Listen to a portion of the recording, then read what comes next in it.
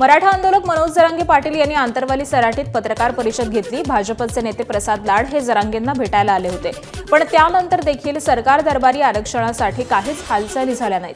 त्यामुळे मनोज जरांगेंनी सरकारला निर्वाणीचा इशारा दिलाय। मनोज जरांगे यांनी येत्या 30 मे पासून आंतरवाली सराटीत रखरखत्या उन्हामध्ये आमरण उपोषण करण्यात येणार असल्याचा इशारा दिलेला आहे। तर उन्हात आमरण उपोषण करणार मेलो तरी चालेल असं देखील मनोज जरांगे म्हणाले।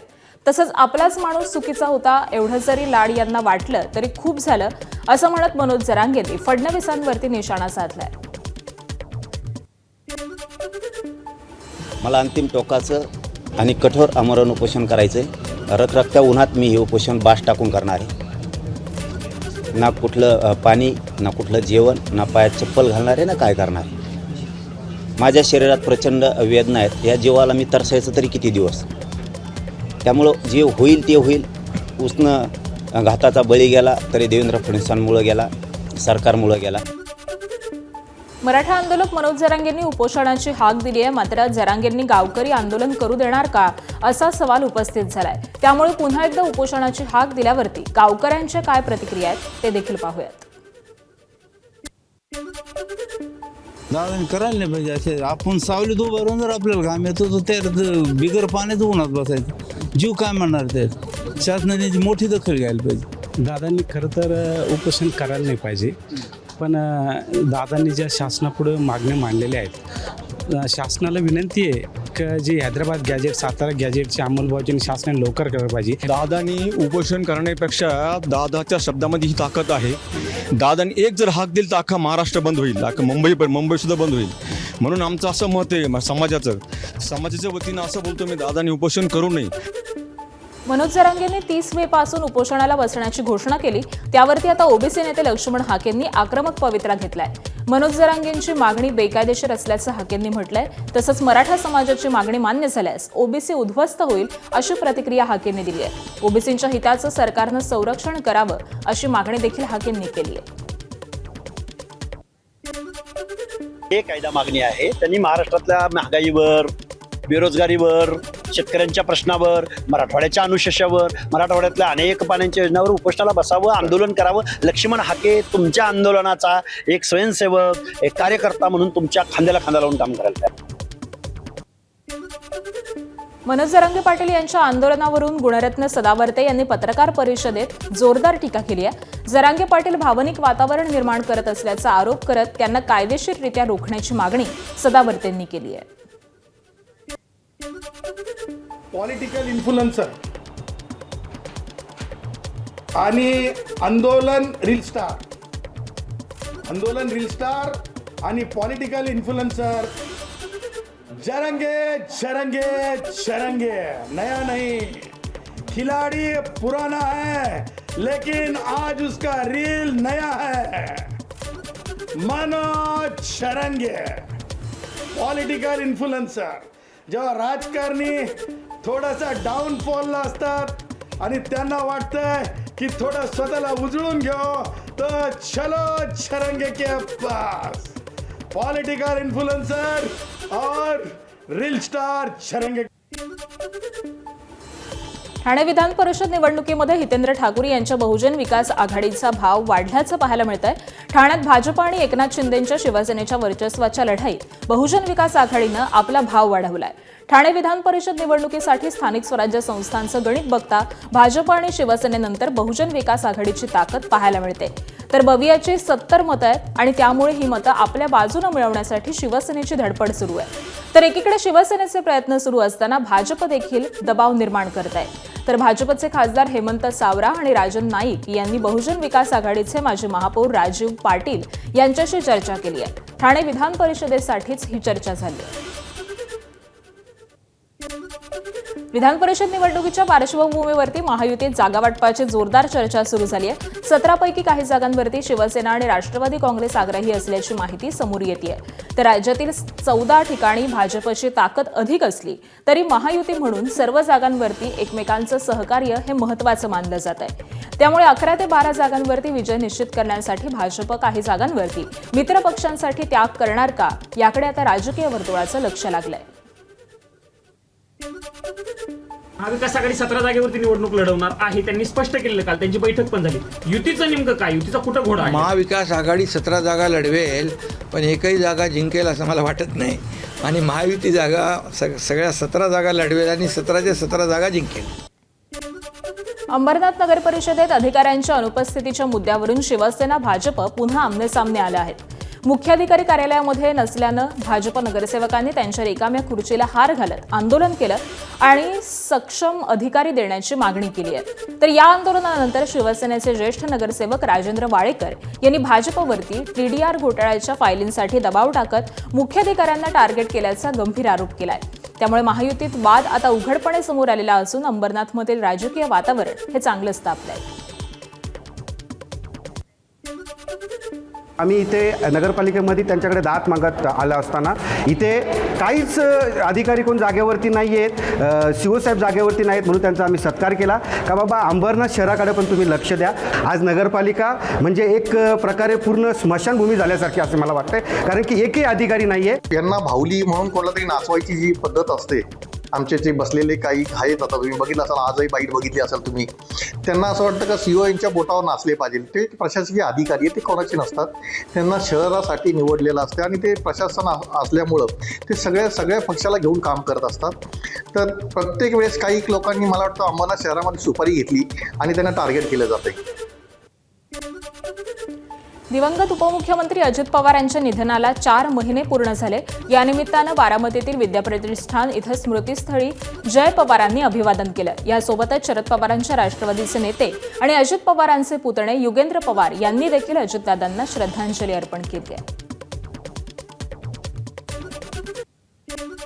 खासदार सुप्रिया सुळेंनी दिवंगत उपमुख्यमंत्री अजित पवारांसोबतच्या काही आठवणी शेअर केल्यात.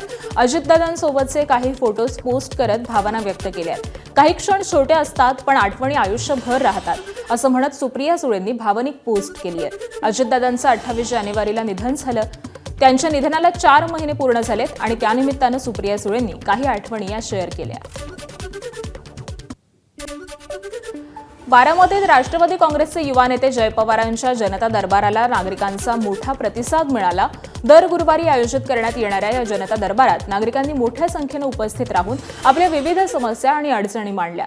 राष्ट्रवादी भवन इथं सकाळपासूनच जय पवार नागरिकांच्या भेटीसाठी घेत असून संबंधित प्रश्न हे तात्काळ मार्गी लावण्यासाठी प्रशासनाला आवश्यक त्या सूचनाही त्यांनी दिल्या. यावेळी महिला, युवक आणि पक्षाचे पदाधिकारी मोठ्या संख्येनं उपस्थित होते. महायुतीतील महामंडळ वाटपाच्या पार्श्वभूमीवरती उपमुख्यमंत्री सुनेत्रा पवार यांनी मुख्यमंत्री देवेंद्र फडणवीस यांना महत्त्वाचं पत्र लिहिल्याची माहिती समोर येते.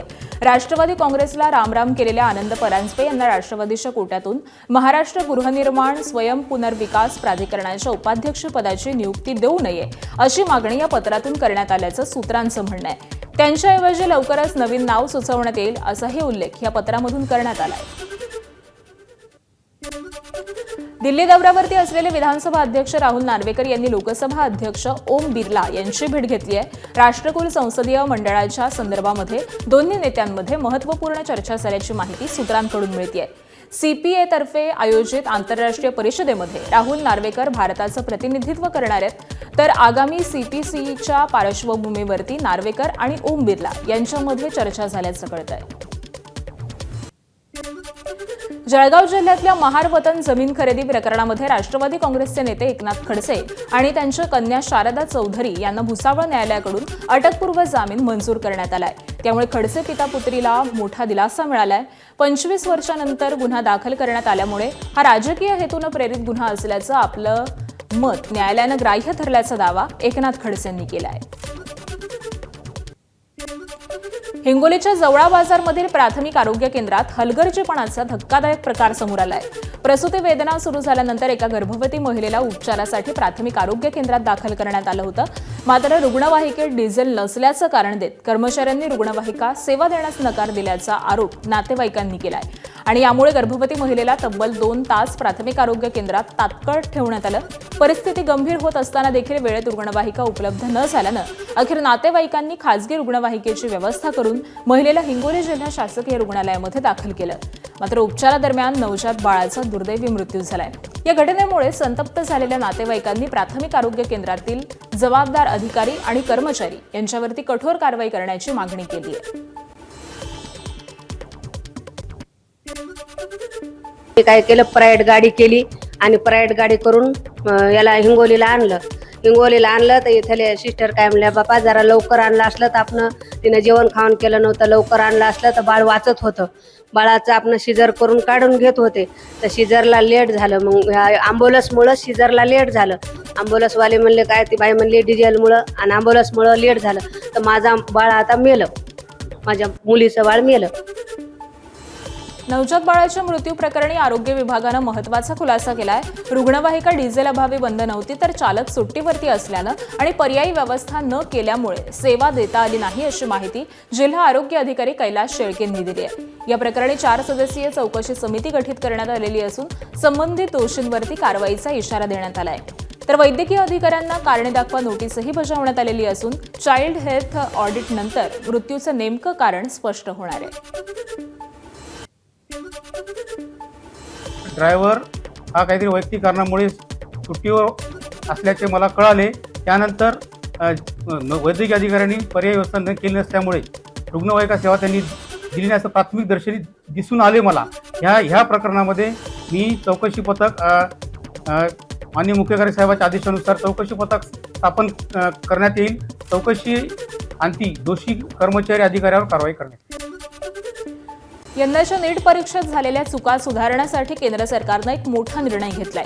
नीटची 21 जूनला होणारी फेरपरीक्षा योग्य रीतीनं व्हावी यासाठी केंद्र सरकार आता लष्कराची मदत घेणार आहे. इतकंच नाही तर परीक्षा केंद्रावरती पेपर्स पोहोचवण्यासाठी थेट वायुदलाच्या विमानांचा वापर केला जाणार आहे. केंद्रीय शिक्षण मंत्री धर्मेंद्र प्रधान यांनी एबीपी नेटवर्कला ही माहिती दिली आहे. नीटच्या फेरपरीक्षेसंदर्भामध्ये केंद्रीय संरक्षण मंत्री राजनाथ सिंह यांच्या घरी एक अत्यंत महत्त्वाची बैठक पार पडली. या बैठकीला केंद्रीय शिक्षण मंत्री धर्मेंद्र प्रधान यांच्यासह ज्योतिरादित्य सिंधिया, एनटीएचे महासंचालक अभिषेक सिंह आणि पंतप्रधान कार्यालयाचे काही वरिष्ठ अधिकारी देखील उपस्थित होते. मात्र केवळ एक परीक्षा घेण्यासाठी लष्कराची मदत घेतली जात असल्यानं विरोधकांनीही केंद्रावरती निशाणा साधलाय. देखिए, सरकार इसको होल ऑफ गवर्नमेंट अप्रोच में सभी विभागों को जिन जिन से ऐसे इसमें पोस्टल डिपार्टमेंट की रोल होती थी, उसमें से गृह विभाग की रोल होती थी, उसमें राज्य सरकारों की रोल होती थी, राज्य सरकार की बड़ी रोल होती थी. पिछले परीक्षा में भी उनकी काफ़ी मदद हुई है. हम फिर एक बार होल ऑफ गवर्नमेंट अप्रोच को इकट्ठा करके हम लोग सब ताकत लगा के उसको निर्भुल परीक्षा करें, निर्दोष परीक्षा कर उसी काम पे लगे हैं. इस बार एक सोच है इस परीक्षा में जो प्रश्न पत्र को नीचे ले जाने के लिए, जहाँ प्रस्तुत होती है उससे नीचे ले जाने के लिए पोस्टल डिपार्टमेंट उस काम को करता था. इसमें थोड़ा एयरफोर्स की भी सहायता लिया जाए तो जल्दी पहुँच जाए, क्योंकि जून महीने में देश की मौसम की भी एक स्थिति बनेगी. उस सारे विषय को ध्यान में रखते समय और बाकी अन्य अवस्था को देखकर सरकार तत्पर है इसको कैसे हम निर्भुल करें. मैंने लगभग सभी माननीय मुख्यमंत्रियों को अनुरोध किया है, पत्र भी लिखा है. सब अपने अपने राज्य के विद्यार्थियों को सुव्यवस्थित परीक्षा केंद्र तक आ जाए, उनको लॉजिस्टिक ट्रांसपोर्टेशन फैसिलिटी उपलब्ध कराया जाए. वहाँ जब आएंगे तब उनको उस समय की आवश्यकता को देखते हुए, गर्मी बारिश से सबको आवश्यकता में दिखते हुए सारे सुप्रबंधन करे. राज्य सरकार उसको प्रबंधन करे, पिछले बार भी किए थे. और इसको टेम्पर प्रूफ हो, इसलिए CAPF को दायित्व दिया जाएगा, राज्य सरकार की पुलिस को दायित्व दिया जाएगा. हम लोग इस बार तय किए हैं प्रश्न पत्र आने से जाने तक सभी कामों के लिए एक निर्दिष्ट कैबिनेट सेक्रेटरी एक मीटिंग लेने वाले हैं. गृह सचिव मीटिंग बुला चुके हैं, राज्यों के साथ उनकी चर्चा होगी. चीफ सेक्रेटरी, DG, फिर नीचे आगे चल के डिस्ट्रिक्ट मजिस्ट्रेट और कॉलेज SP ये सब उसमें से इन्वॉल्व होंगे. एक टोटल कैपेसिटी को इस बच्चों की निर्भुल परीक्षा उस प्रणाली में हम लगा रहे हैं. नीट परीक्षेतील गैरप्रकार आणि विद्यार्थ्यांच्या अडचणींच्या पार्श्वभूमीवरती केंद्र सरकार ॲक्शन मोडमध्ये आल्याचं चित्र आहे. केंद्रीय संरक्षण मंत्री राजनाथ सिंह यांच्या निवासस्थानी महत्त्वाची बैठक पार पडली. या बैठकीत केंद्रीय शिक्षण मंत्री धर्मेंद्र प्रधान यांच्यासह केंद्रीय मंत्री ज्योतिरादित्य सिंधिया देखील उपस्थित होते. त्याचबरोबर CBSE आणि NTAचे वरिष्ठ अधिकारी देखील या बैठकीला उपस्थित होते. नीट परीक्षा अधिक पारदर्शक आणि फुल प्रूफ करण्याबाबत, त्याचबरोबर विद्यार्थ्यांना भेडसावणाऱ्या अडचणी दूर करण्यासाठी विविध मुद्द्यांवरती सविस्तर चर्चा करण्यात आली. परीक्षेतील गैरप्रकार रोखण्यासाठी कठोर उपाययोजना, परीक्षा प्रक्रियेमध्ये तांत्रिक सुधारणा आणि विद्यार्थ्यांचा विश्वास पुन्हा निर्माण करण्यावरती बैठकीत भर देण्यात आलाय.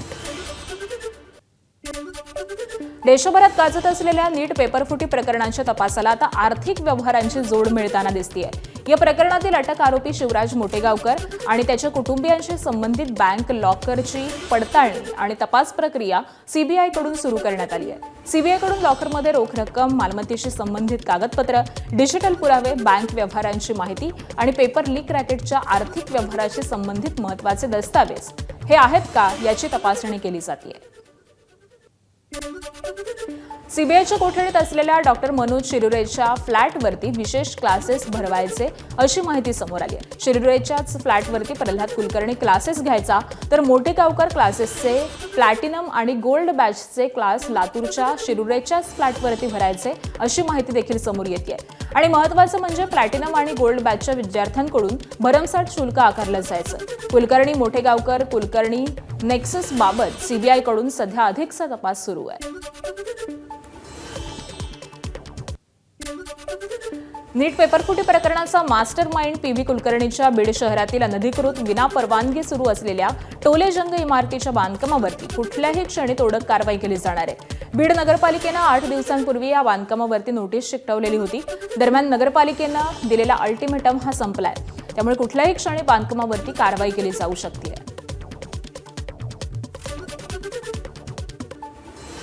विदर्भात सध्या उष्णतेची तीव्र लाट आहे. वर्ध्यामध्ये काल सर्वाधिक 46.8 अंश सेल्सिअस तापमानाची नोंद झाली आहे, तर नागपूर आणि गोंदिया इथं तापमान 46 अंशांच्या पुढे गेलं आहे. चंद्रपूर, अमरावती आणि ब्रह्मपुरीमध्ये पारा 45 अंशांच्या पुढे पोहोचलेला असून नागरिक उकाड्यामुळे हैराण झालेत. ठाणे आणि पालघर जिल्ह्यांमधील मच्छीमारांसाठी शासनानं पावसाळी मासेमारीवरती बंदी जाहीर केली आहे.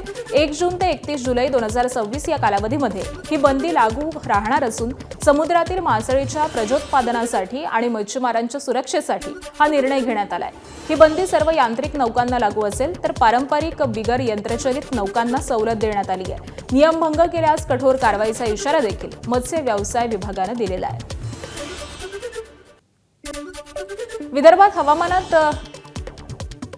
हवामान विभागानं इशारा दिलाय. अनेक जिल्ह्यांना रेड अलर्ट, तर भंडाऱ्यासह काही जिल्ह्यांना ऑरेंज अलर्ट देण्यात आलाय. आणि अशामध्येच आज दुपारच्या सुमारास भंडारा जिल्ह्यामध्ये हलक्या स्वरूपाच्या पावसानं हजेरी लावली.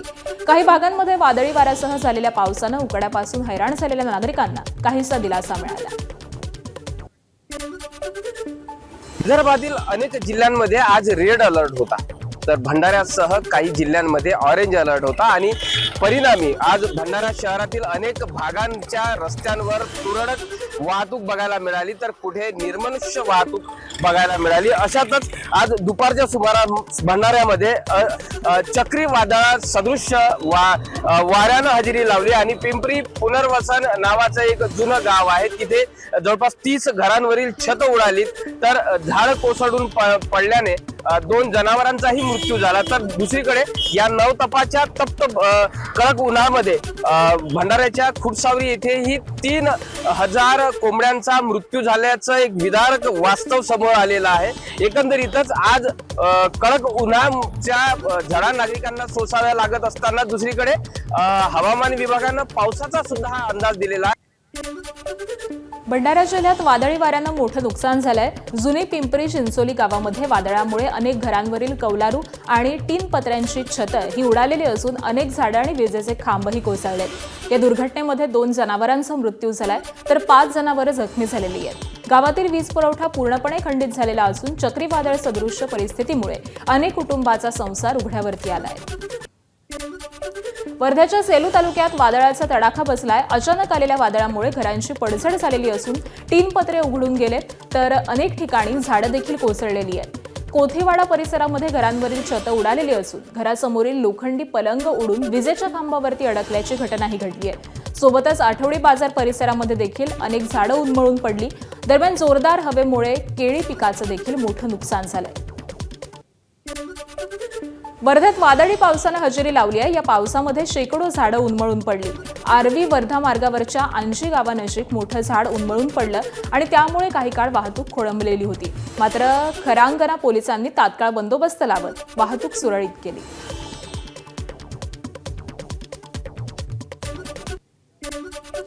तब्बल महिन्याभराच्या उकाड्यानंतर अमरावती शहर आणि जिल्ह्यात वादळी वाऱ्यासह पावसानं हजेरी लावली. ग्रामीण भागातील ब्राह्मणवाडासह रेवसा इथं गारपिटीसह पाऊस झालाय. यावेळी छतावरील असलेल्या सोलरवरती भेगा पडल्या. मागील महिन्यापासून अमरावती शहर जणू उष्णतेच्या भट्टीमध्ये वाजून निघत होतं. नागरिक या जीवघेण्या उकाड्यापासून त्रस्त झालेले होते. मात्र आता झालेल्या पावसामुळे वातावरणात गारवा निर्माण झाला. त्यामुळे नागरिकांना तात्पुरता दिलासा मिळाला. बीडमध्ये 13 वर्षांच्या बलात्कार पीडितेला वैद्यकीय चाचणीसाठी तब्बल 10 तास तात्काळ ठेवण्यात आल्याची धक्कादायक बाब समोर आली आहे. या प्रकरणाची गंभीर दखल घेत जिल्हा शल्यचिकित्सक डॉक्टर सतीश कुमार सोळंकूर यांनी केजे उपजिल्हा रुग्णालयामध्ये भेट देत आढावा घेतलाय. आरोग्य आणि पोलीस प्रशासनामधील समन्वयाच्या अभावामुळे ही परिस्थिती निर्माण झाल्याचं त्यांनी स्पष्ट केलेलं असून दोषींवरती चौकशी करून कारवाई केली जाणार असल्याचंही सांगितलेलं आहे. या प्रकरणामध्ये जसं मला माहीत पडलं, कारण सकाळीच आम्ही तिथे गेलो. मी आताच तिथून आलेलो आहे केजवरून. पूर्ण जे काही काल ड्युटीवर वैद्यकीय अधिकारी होते, स्टाफ होता, वैद्यकीय अधीक्षक होते, सर्वांचे स्टेटमेंट घेतले. त्या अनुषंगाने सर्व चौकशी अहवाल तयार करून संबंधित वैद्यकीय अधिकाऱ्यांवर ताबडतोब कारवाई केली जाईल. आणि निश्चितच म्हणजे या प्रकारच्या अशा घटना किंवा पीडितेला अशा प्रकारचे थांबवणे हे निश्चितच निंदनीय आहे. अशा प्रकारच्या घटना पुढे भविष्यात घेतल्या जाणार नाही. त्या अनुषंगाने कठोरातली कठोर कारवाई आम्ही करू. गडचिरोली छत्तीसगड सीमेवरील घनदाट जंगलामध्ये पुन्हा एक नक्षलवाद्यांचा शस्त्रनिर्मिती कारखाना उद्ध्वस्त करण्यात पोलिसांना यश आलंय. गडचिरोली आणि नारायणपूर पोलिसांनी ही संयुक्त कारवाई केली आहे. आत्मसमर्पित नक्षलवाद्यांकडून मिळालेल्या गुप्त माहितीच्या आधारे ऑपरेशन अंतिम प्रहार राबवण्यात आलंय. यावेळी जंगलात जमिनीमध्ये लपवून ठेवलेला शस्त्रसाठा आणि शस्त्रनिर्मिती साहित्य जप्त करण्यात आलंय. विशेष म्हणजे शस्त्रनिर्मितीचं संपूर्ण साहित्य घटनास्थळी जवानांनी नष्ट केलंय. ही कारवाई प्राणहिता, BDDS आणि DRG पथकानं केलेली आहे. बुलढाणा पोलिसांच्या तपासातील मोठा निष्काळजीपणा समोर आलाय. जळगाव जामोद तालुक्यामधील राजुरा धरण परिसरामध्ये 20 दिवसांपूर्वी एका महिलेचा अर्धवट जळालेला मृतदेह आढळलेला होता. या प्रकरणी पोलिसांनी मध्य प्रदेशातील शिवानी कळमेकर हिची हत्या झाल्याचा दावा करत तिच्या वडिलांना आणि भावाला अटक करून जेलमध्ये टाकलं होतं. मात्र धक्कादायक बाब म्हणजे शिवानी ही जिवंत असून ती आज तिच्या प्रियकरासोबत ब्राह्मणपूर पोलीस ठाण्यामध्ये हजर झाली. त्याचबरोबर आपल्या हत्येच्या गुन्ह्यात वडील आणि भावाला विनाकारण अटक केल्याचं तिनं पोलिसांना सांगितलं. DNA तपासणी न करताच पोलिसांनी कारवाई केल्याचा आरोप तिच्या नातेवाईकांनी केलाय. त्यामुळे आता पोलिसांच्या तपासावरती गंभीर प्रश्नचिन्ह उपस्थित होत आहे. दरम्यान राजुरा परिसरामध्ये सापडलेला मृतदेह नेमका कोणाचा हा प्रश्न देखील अद्याप अनुत्तरित आहे. उनके नाम बढ़ाने के लिए बहुत मारा उनको, इन्होंने जलगांव जामुद वाले ने, पुलिस वाले ने उनके नाम बढ़ाने के लिए कि कैसे कहीं मारा और जबरानी उनको हाँ बोलने का दावा लगा दिया. किसका मर्डर? वो शिवानी भाई का. और शिवानी भाई अभी हमको मिल गया तो हमको धमकी दे रहे. क्या धमकी? कि जाओ तुम निकलो, ये पोरे को ले जाओ, वो आएंगे बाद में देखेंगे. ऐसा धमकी दे रहा है? पुलिस वाले जलगांव जामुद का. क्या बोल रहे हैं? ये फैल जाऊंगा अभी जज के पास, फिर वहाँ से जांच होएगा, फिर तुम्हारे व्यक्ति क्या होगा क्या नहीं, मगर मर्डर क्यों करा करके हमारे सामने तो हमने बोला वैसे ही मारा तो और हाँ ही बोलेगा. हम 24 तारीख को चले गए थे 8 बजे, तो हमारा कुछ घटना नहीं हुआ. हम जिंदा है. मेरा पिताजी ना मेरा भाई को छोड़ देना. या गुन्ह्यामध्ये मला एवढंच सांगणं आहे की एखाद्या गंभीर गुन्ह्यामध्ये आम्हाला त्या अनोळखी महिलेची ओळख पटवणे हे आव्हानात्मक आहे. त्या कारणाने आम्ही त्यांना ताब्यात घेऊन पुढील कायदेशीर प्रक्रिया केलेली आहे. आणि आताही आम्ही ती महिला आलेली आहे तर तिचे स्टेटमेंट घेत आहोत, तिचे ब्लड सॅम्पलही घेत आहोत, तिचा आधार व्हेरिफिकेशन करून पुढील तपास करत आहोत. धन्यवाद.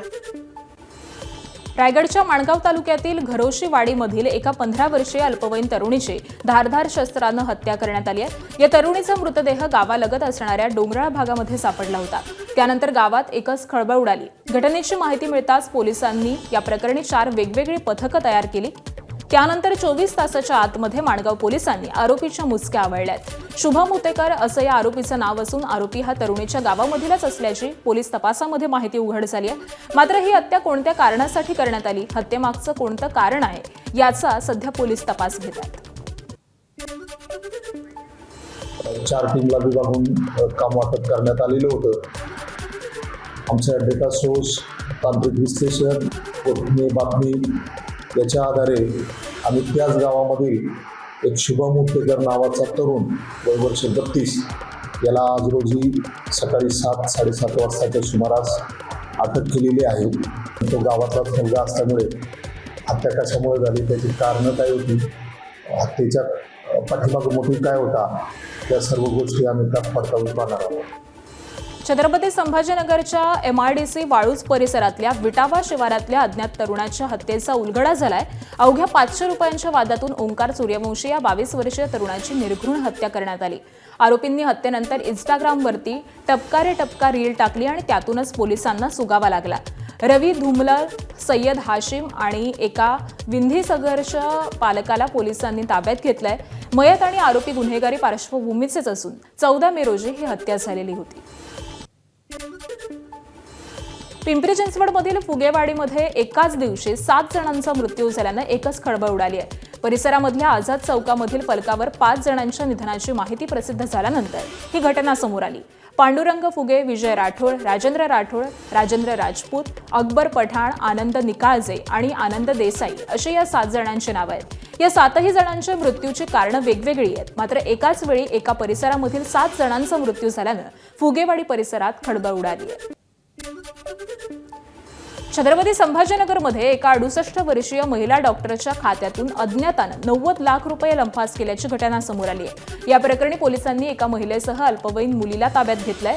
चेकवरती बनावट सही करून बँकेतून पैसे काढण्यात आल्याची कबुली आरोपी महिलेनं दिली आहे. तर आरोपी महिलेच्या घरातून 9 लाख रुपये रोख रक्कम जप्त करण्यात आली आहे. या प्रकरणी बँकेतील कर्मचाऱ्याचा सहभाग आहे का याचाही तपास पोलीस करत आहेत. अहिल्यानगरमध्ये स्पा सेंटरच्या नावाखाली सुरू असलेल्या हाय प्रोफाईल सेक्स रॅकेटचा तोफखाना पोलिसांनी पर्दाफाश केलाय. मनमाड रोडवरच्या व्हॅक्यूम स्पा अँड मसाज पार्लरवरती छापा टाकत पोलिसांनी मॅनेजर आणि मालकासह 4 जणांना अटक केली आहे. तर देहविक्रीच्या विळख्यामध्ये अडकलेल्या 5 महिलांची सुटका करण्यात आली आहे. या कारवाईत 60,000हून अधिक किमतीचा मुद्देमाल जप्त करण्यात आलेला असून पोलीस या रॅकेटचे आणखी धागेदोरे शोधत आहेत. बीडच्या माजलगावमध्ये राष्ट्रमाता पुण्यश्लोक अहिल्याबाई होळकर यांचा पुतळा राष्ट्रीय महामार्गालगतच बसवण्यात आल्यानंतर वाद निर्माण झालाय. कोणतीही अधिकृत परवानगी न घेता कल्याण विशाखापट्टणम महामार्गालगत हा पुतळा उभारण्यात आल्याचा आरोप प्रशासनानं केलाय. सुरक्षेचा प्रश्न निर्माण झाल्याचं सांगत पाटबंधारे विभाग आणि ग्रामसेवकांच्या फिर्यादीवरून माजलगाव शहर पोलीस ठाण्यात 10 ते 15 अज्ञातांविरोधात गुन्हा दाखल करण्यात आलाय. लग्नाचं आमिष दाखवून कल्याणमध्ये एका नामांकित व्यावसायिकाला तब्बल 55 लाखांचा गंडा घालण्यात आलाय. जयश्री पाटील हिनं व्यावसायिकाची ओळख रोमा परदेशीशी करून दिली. तर इन्शुरन्स कंपनीमध्ये काम करत असल्याचं सांगून रोमानं जवळीक वाढवली. इन्शुरन्सच्या नावाखाली लाखो रुपये घेतले, पण पॉलिसी उघडलीच नाही. नंतर जयश्री मार्फत लग्नाची तयारी दाखवून दोघांनी देखील विविध कारणं सांगत 55 लाख उकळले. महात्मा फुले पोलिसांनी रोमा आणि जयश्री या दोघींना अटक केली आहे. तपास सुरू आहे. रत्नागिरी जिल्ह्यात गावठी बॉम्बच्या स्फोटांनी पुन्हा दहशत निर्माण झाली आहे. खेड तालुक्यातील मुरडे गोठलवाडीमध्ये शिकारीसाठीचा गावठी बॉम्ब हातात फुटून 13 वर्षांचा प्रणय येसरे गंभीर जखमी झालाय. तर गुरे राखायला गेलेल्या प्रणवला बॉम्ब सापडला आणि तो हातात त्यानं घेतला. त्यावेळी स्फोट झाला. त्याच्या हाताला, छातीला आणि डोक्याला गंभीर दुखापत झाली आहे. त्याला सांगलीला हलवलेलं असून प्रकृती चिंताजनक आहे. खेड पोलिसांसह फॉरेन्सिक आणि बॉम्बशोधक पथकाकडून तपास करण्यात येतोय. सोलापूरच्या टेंभुर्णे परिसरामध्ये कर्नाटकातील व्यापाऱ्याला चाकूचा धाक दाखवत तब्बल 3 कोटी रुपयांची रोकड लुटल्याचा धक्कादायक प्रकार समोर आलाय. सुरतला साड्यांचा माल खरेदीसाठी निघालेल्या टेम्पोला अकोले टोलनाक्याजवळ अडवून ही लूट करण्यात आल्याचं तपासात समोर आलंय. तर या प्रकरणी टेंभुर्णी पोलिसात गुन्हा दाखल झाल्यानंतर स्थानिक गुन्हे शाखेनं 2 आरोपींना ताब्यात घेतलेलं असून इतर दोघांचा शोध सध्या सुरू आहे. JNPA बंदरात परदेशातून मोठ्या प्रमाणात होणाऱ्या आयात निर्यातीसाठी कंटेनरचा वापर केला जातो. या कंटेनरच्या लोडिंग आणि अनलोडिंगसाठी 5 ते 10 हजार रुपयांची वसुली केली जात असल्याच्या निषेधार्थ JNPA कंटेनर असोसिएशननं कामबंद आंदोलन सुरू केलंय. या आंदोलनामुळे बंदरातील आयात निर्यातीचं काम पूर्णपणे ठप्प झालेलं होतं. बंदरातील कामकाजावरती मोठा परिणाम झाल्यानंतर प्रशासनानं तातडीनं दखल घेत असोसिएशनसोबत बैठक घेतली. तर JNPA कंटेनर असोसिएशन आणि प्रशासन यांच्यामध्ये झालेल्या बैठकीत अखेर सकारात्मक तोडगा निघाला. लोडिंग आणि अनलोडिंगसाठी आकारलं जाणारं शुल्क आता वाहतूकदारांकडून न घेता शिपिंग कंपन्यांकडून वसूल करण्यात येणार असल्याचा निर्णय बैठकीमधून घेण्यात आलाय. हा नवा नियम 8 जूनपासून लागू करण्यात येणार आहे. बैठकीमध्ये समाधानकारक तोडगा निघाल्यानंतर JNPA कंटेनर असोसिएशननं आपलं कामबंद आंदोलन मागे घेतलंय. मुंबई पुणे मिसिंग लिंकवरती स्वातंत्र्यवीर शिंगरोबा धनगर यांचे पोस्टर झळकवत या मार्गाला त्यांचं नाव देण्यात आल्याचा दावा शिवसेनेचे सांगली उपजिल्हा प्रमुख हरिदास लेंगरे यांनी केलाय. तर लेंगरे यांनी या ठिकाणी भेट देत एका मेंढपाळाच्या हस्ते नामकरण करण्यात आल्याचं सांगितलं. या मार्गाला स्वातंत्र्यवीर शिंगरोबा धनगर यांचं नाव द्यावं अशी मागणी गेल्या काही दिवसांपासून सुरू होती, असंही त्यांनी स्पष्ट केलं. कोल्हापूरच्या विशाळगडवरील कुर्बानीसाठी कोल्हापूर सर्किट बेंचकडून नियम आणि अटींसह परवानगी देण्यात आली. बकरी ईद आणि उरूस काळामध्ये 28 मे ते 2 जून पर्यंत ही परवानगी लागू असेल. 2024 मधील नियमांच्या अधीन राहूनच धार्मिक विधी पार पाडण्याच्या सूचना देण्यात आलेल्या आहेत. प्रशासनाच्या देखरेखीखाली सर्व विधी पूर्ण केले जाणार असल्याची माहिती तहसीलदार सीमा सोनावणे यांनी दिली आहे. नाशिकच्या मालेगावातील मोसम नदीमध्ये रक्तमिश्रित पाणी प्रश्नावरती अखेर मोठी कारवाई करण्यात आली आहे. या प्रकारात हलगर्जीपणा केल्याचा ठपका ठेवत महापालिका प्रशासनातील 3 अधिकाऱ्यांना निलंबित करण्यात आलंय. मागील 17 वर्षांपासून या प्रश्नावरती सुरू असलेल्या आंदोलनानंतर सामाजिक कार्यकर्त्यांच्या आक्रमक भूमिकेमुळे प्रशासनाला कारवाई करावी लागली. या कारवाईनंतर मोसम नदी प्रकरण पुन्हा एकदा चर्चेत आलंय. वर्ध्याच्या समुद्रपूर तालुक्यामधील कारडा, गणेशपूर आणि मेणखात या गावांमध्ये शेतकऱ्यांच्या वाटा बंद झाल्यामुळे तीव्र नाराजी निर्माण झाली आहे. नागपूरच्या एका बड्या जमीनदारानं गावाभोवती शेकडो एकर शेती खरेदी करून अवाढव्य कुंपण घातल्यामुळे पारंपरिक शेत रस्तेच बंद झाल्याचा आरोप इथल्या शेतकऱ्यांनी केलाय. त्यामुळे 35 शेतकऱ्यांची सुपीक जमीन पडीक पडण्याच्या मार्गावरती असून महसूल प्रशासनाकडून दाद मागून देखील न्याय न मिळाल्यामुळे शेतकरी हतबल झालेत. विमानतळ आणि MIDC जमीन अधिग्रहणाविरोधात गडचिरोली जिल्ह्यातील शेतकरी आक्रमक झालेत. जमीन अधिग्रहणाला वारंवार विरोध करून देखील प्रशासन जुमानत नसल्यामुळे 4 जूनला जिल्हाधिकारी कार्यालयासमोर बेमुदत ठिय्या आंदोलन करण्याचा इशारा देण्यात आलाय. विमानतळ आणि MIDC प्रस्तावित गावातील शेतकऱ्यांनी हा इशारा दिलाय. वारंवार शेतकऱ्यांकडून विरोध होत असताना देखील जमिनी सर्वेक्षणाचं काम छुप्या मार्गाने सुरू आहे. ही एक प्रकारे दडपशाही असून या विरोधामध्ये ठिय्या आंदोलन करून प्रशासन आणि सरकारचं लक्ष वेधण्याचा निर्धार शेतकऱ्यांनी केलाय. या आंदोलनामध्ये सर्वपक्षीय पदाधिकारी सहभागी होणार असल्याची माहिती शेतकऱ्यांनी पत्रकार परिषदेतून दिली. धुळे आगारातून ST महामंडळानं हरित क्रांतीचं पाऊल उचललंय. प्रवाशांच्या सेवेसाठी 10 नवीन अत्याधुनिक शिवाई ई-बस दाखल झाल्यात. आमदार अनुप अग्रवाल यांच्या हस्ते या बसचं उद्घाटन झालं. एकदा चार्ज केल्यानंतर 300 किलोमीटर धावणाऱ्या या बसेससाठी 8 चार्जिंग स्टेशन्स उभारली आहेत. तर पहिल्या टप्प्यात धुळे ते नाशिक, जळगाव आणि छत्रपती संभाजीनगर मार्गावरती या बसेस धावतील. महिला, ज्येष्ठ आणि दिव्यांगांना पूर्वीप्रमाणेच सवलती लागू राहणार आहेत. सध्या देशभरामध्ये उन्हाचा कडाका प्रचंड वाढलाय. उत्तर प्रदेशच्या बिजनौरमध्ये तापमानामुळे जनावरांचे हाल होत आहेत. उन्हापासून बचावासाठी एक वाघ नदीमध्ये बसलाय. रामगंगा नदी परिसरातील हा व्हिडिओ सध्या सोशल मीडियावरती व्हायरल होतोय. कालागड जिम कार्बेट नॅशनल पार्क परिसरामधील हा व्हिडिओ आहे.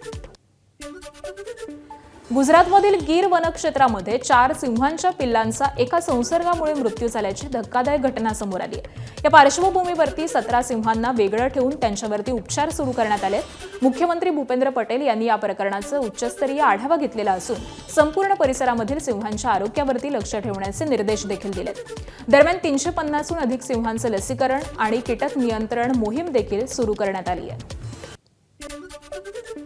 हिंगोलीत शासकीय वैद्यकीय महाविद्यालय आणि रुग्णालयामध्ये गेल्या 4 दिवसांपासून भीषण पाणी टंचाई निर्माण झाली आहे. त्यामुळे रुग्णांसह त्यांच्या नातेवाईकांचे देखील हाल होत आहेत. रुग्णालयामधील अनेक वॉर्डमध्ये पिण्याच्या पाण्याची व्यवस्था कोलमडलेली आहे, तर शौचालयांमध्ये देखील पाणी नसल्यानं संताप व्यक्त केला जातोय.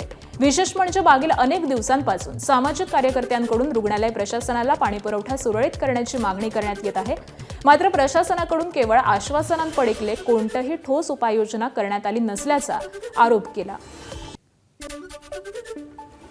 अंबरनाथमधून पाण्याच्या अपव्ययाची धक्कादायक बाब समोर आली आहे. एकीकडे चिखलोली आणि बारवी धरणामधील पाणी पातळी घटल्यामुळे नागरिक पाणी टंचाईला तोंड देत आहेत. मात्र दुसरीकडे अंबरनाथ तहसीलदार कार्यालयामध्ये अधिकाऱ्यांच्या गाड्या पाईपलाईन धुतल्या जात आहेत. याचा व्हिडिओ सोशल मीडियावरती व्हायरल होत असून याबाबत नागरिकांनी संताप व्यक्त केला आहे.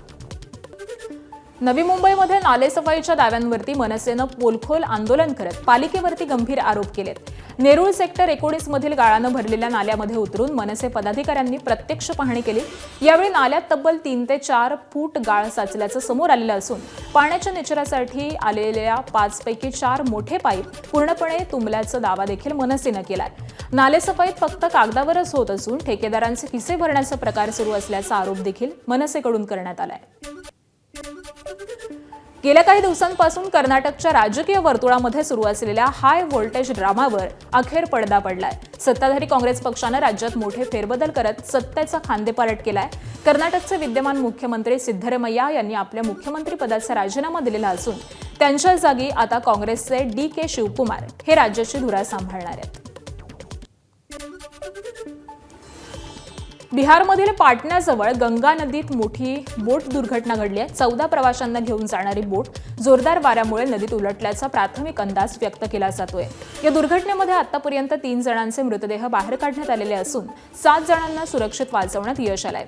तर 4 प्रवासी अद्याप बेपत्ता असून NDRF आणि SDRF कडून युद्धपातळीवरती शोध मोहीम सुरू आहे. यंदाच्या नीट परीक्षेमध्ये झालेल्या चुका सुधारण्यासाठी केंद्र सरकारनं एक मोठा निर्णय घेतलाय. नीटची 21 जूनला होणारी फेरपरीक्षा योग्य रीतीनं व्हावी यासाठी केंद्र सरकार आता लष्कराची मदत घेणार आहे. इतकंच नाही तर परीक्षा केंद्रावरती पेपर्स पोहोचवण्यासाठी थेट वायुदलाच्या विमानांचा वापर केला जाणार आहे. केंद्रीय शिक्षण मंत्री धर्मेंद्र प्रधान यांनी ABP नेटवर्कला ही माहिती दिली आहे. नीटच्या फेरपरीक्षेसंदर्भात केंद्रीय संरक्षण मंत्री राजनाथ सिंह यांच्या घरी एक अत्यंत महत्त्वाची बैठक पार पडली. या बैठकीला केंद्रीय शिक्षण मंत्री धर्मेंद्र प्रधान यांच्यासह ज्योतिरादित्य सिंधिया, NTAचे महासंचालक अभिषेक सिंह आणि पंतप्रधान कार्यालयाचे काही वरिष्ठ अधिकारी देखील उपस्थित होते. मात्र केवळ एक परीक्षा घेण्यासाठी लष्कराची मदत घेतली जात असल्यानं विरोधकांनी केंद्रावरती निशाणा साधलाय. नीट परीक्षेतील गैरप्रकार आणि विद्यार्थ्यांच्या अडचणींच्या पार्श्वभूमीवरती केंद्र सरकार ॲक्शन मोडमध्ये आल्याचं चित्र आहे. केंद्रीय संरक्षण मंत्री राजनाथ सिंह यांच्या निवासस्थानी महत्त्वाची बैठक पार पडली. या बैठकीत केंद्रीय शिक्षण मंत्री धर्मेंद्र प्रधान यांच्यासह केंद्रीय मंत्री ज्योतिरादित्य सिंधिया उपस्थित होते. तसंच CBSE आणि NTAचे वरिष्ठ अधिकारी देखील या बैठकीला उपस्थित होते. नीट परीक्षा अधिक पारदर्शक आणि फुलप्रूफ करण्याबाबत त्याचबरोबर विद्यार्थ्यांना भेडसावणाऱ्या अडचणी दूर करण्यासाठी विविध मुद्द्यांवरती सविस्तर चर्चा करण्यात आली. परीक्षेतील गैरप्रकार रोखण्यासाठी कठोर उपाययोजना, परीक्षा प्रक्रियेमध्ये तांत्रिक सुधारणा आणि विद्यार्थ्यांचा विश्वास पुन्हा निर्माण करण्यावरती बैठकीत भर देण्यात आला. देशभरात गाजत असलेल्या नीट पेपरफुटी प्रकरणाच्या तपासाला आता आर्थिक व्यवहारांची जोड मिळताना दिसतेय. या प्रकरणातील अटक आरोपी शिवराज मोटेगावकर आणि त्याच्या कुटुंबियांशी संबंधित बँक लॉकरची पडताळणी आणि तपास प्रक्रिया CBI कडून सुरू करण्यात आली आहे. CBI कडून लॉकरमध्ये रोख रक्कम, मालमत्तेशी संबंधित कागदपत्र, डिजिटल पुरावे, बँक व्यवहारांची माहिती किंवा पेपर लीक रॅकेटच्या आर्थिक व्यवहारांशी संबंधित महत्त्वाचे दस्तावेज हे आहेत का याची तपासणी सध्या सुरू आहे. CBIच्या कोठडीत असलेल्या डॉक्टर मनोज शिरुरेच्या फ्लॅटवरती विशेष क्लासेस भरायचे अशी माहिती समोर आली आहे. शिरुरेच्या फ्लॅटवरती प्रल्हाद कुलकर्णी क्लासेस घ्यायचा, तर मोटेगावकर क्लासेसचे प्लॅटिनम आणि गोल्ड बॅचचे क्लास लातूरच्या शिरुरेच्याच फ्लॅटवरती भरायचे अशी माहिती समोर आली आहे. महत्त्वाचं म्हणजे प्लॅटिनम आणि गोल्ड बॅचच्या विद्यार्थ्यांकडून भरमसाठ शुल्कही आकारलं जायचं. कुलकर्णी, मोटेगावकर, कुलकर्णी नेक्सस बाबत CBI कडून सध्या अधिकचा तपास सुरू आहे. ठाणे विधान परिषद निवडणुकीमध्ये हितेंद्र ठाकूर यांच्या बहुजन विकास आघाडीचा भाव वाढल्याचं पाहायला मिळतंय. ठाण्यात भाजप आणि एकनाथ शिंदेंच्या शिवसेनेच्या वर्चस्वाच्या लढाईत बहुजन विकास आघाडीनं आपला भाव वाढवलाय. ठाणे विधान परिषद निवडणुकीसाठी स्थानिक स्वराज्य संस्थांचं गणित बघता भाजप आणि शिवसेनेनंतर बहुजन विकास आघाडीची ताकद पाहायला मिळतेय. बवियाची 70 मतं आहेत, त्यामुळे ही मतं आपल्या बाजूने मिळवण्यासाठी शिवसेनेची धडपड सुरू आहे. एकीकडे शिवसेनेचे प्रयत्न सुरू असताना भाजप देखील दबाव निर्माण करत आहे. तर भाजपचे खासदार हेमंत सावरा आणि राजन नाईक यांनी बहुजन विकास आघाडीचे माजी महापौर राजीव पाटील यांच्याशी चर्चा केली आहे. ठाणे विधान परिषदेसंदर्भामध्येच ही चर्चा झाली आहे.